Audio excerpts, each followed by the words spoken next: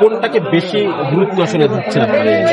না, আমাদের নির্বাচন তো ফার্স্ট প্রায়োরিটি। আমরা 2026 ফেব্রুয়ারিতে যে নির্বাচনের টাইম লাইন ঘোষণা করা হয়েছিল, আমরা এই নির্বাচনে অংশগ্রহণ করতে চাই, প্রোভাইডেড আমরা কিছু অভিন্ন কর্মসূচিতে আমরা 5 দফা দিয়ে আন্দোলনের এটাও আমাদের নির্বাচনে যাওয়া, নির্বাচনকে সুষ্ঠু, নিরপেক্ষ, স্বচ্ছ, গ্রহণযোগ্য করা, এটা আমাদের তারই একটা রাজনীতির একটা আন্দোলন। কারণ আমাদের এই আন্দোলনটা নিয়মতান্ত্রিক, গঠনমূলক, শান্তিপূর্ণ। আমাদের কর্মসূচির ধরনটা দেখলে আপনারা বুঝবেন। আমরা সমাবেশ করছি, বিক্ষোভ করছি, গোল টেবিল করছি, সেমিনার সিম্পোজিয়াম করছি, বুকলেট লিফলেট বিলি করছি আমাদের দাবির সপক্ষে, আমাদের যুক্তিপূর্ণ জিনিসগুলো তুলে ধরার জন্যই আমরা। এখন কথা হলো যে মেজর ইস্যুতে রিফর্মের যে চেষ্টা চলছে,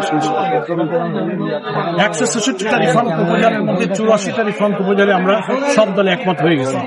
বাকি 20টা প্রপোজালের 8টার ব্যাপারে বিভিন্ন দল নোট অফ ডিসেন্ট দিয়েছে। সে বিষয়গুলো কিন্তু গুরুত্বপূর্ণ কিছু সাংবিধানিক এবং রাজনৈতিক ইস্যু আছে, যেগুলো ঐক্যমত্য না হলে জুলাই সনদের যে আইনি ভিত্তি দেওয়ার প্রশ্ন সেটা কিন্তু সফল করে। এই জন্য 2টা জায়গায় আমরা এখন রাজনৈতিক দলগুলো আটকে গেছে। একটা হল জুলাই সনদের আইনি ভিত্তি কিভাবে হবে, এটা এখনো দু একটা দল, একটা বড় দল মনে করে আমরা যা বলবো তাই মানতে। এটা তো রাজনীতি, ডেমোক্রেসি। সকলকে মিলে আপনাকে স্যাক্রিফাইস, কম্প্রোমাইজ করে অনেক ব্যাপারই তো আমরা কম্প্রোমাইজ করেছি বলেই তো এইসব ইস্যুতে আমরা একমত হয়েছি।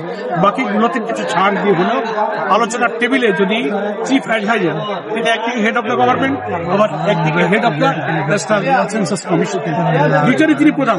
ওনাকে এই সকল দলগুলোকে, বিশেষ করে মেজর পার্টিগুলো, যেসব মেজর ইস্যুতে আমাদের মধ্যে ডিফারেন্স অফ ওপিনিয়ন আছে, তাকে তো আমরা বুঝাবো আমাদের এই যুক্তি আছে, পিয়ার প্রপোর্শনাল রিপ্রেজেন্টেটিভ পদ্ধতির ব্যাপারে, লেভেল প্লেইং ফিল্ডের ব্যাপারে, আমরা ফ্যাসিস্টদের এসবদের বিচারে, আমরা কি বলে তাদের যে রাজনৈতিক দল এবং নির্বাচনের কার্যক্রমের কথা স্থগিত করতে বলেছি, যারা ফ্যাসিস্টকে পাহারা দিয়ে টিকিয়ে রেখেছি।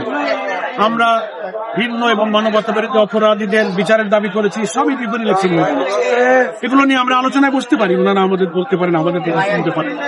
জুলাই সনদের ব্যাপারে আমরা জামাত ইসলামের পক্ষ থেকে কমিশনকে ওনারা আমাদের কাছে জানতে চেয়েছিলেন যে আমরা এটাকে কিভাবে আইনি ভিত্তি দিচ্ছি। প্রথমত অনেকগুলো অপশন নিয়ে কথা হয়েছে। আমরা লাস্টে লিগাল এক্সপার্টদের সাথে আলোচনা করে 2টা অপশন আমরা বলেছি। একটা হচ্ছে কনস্টিটিউশন ওয়ার্ডার 2020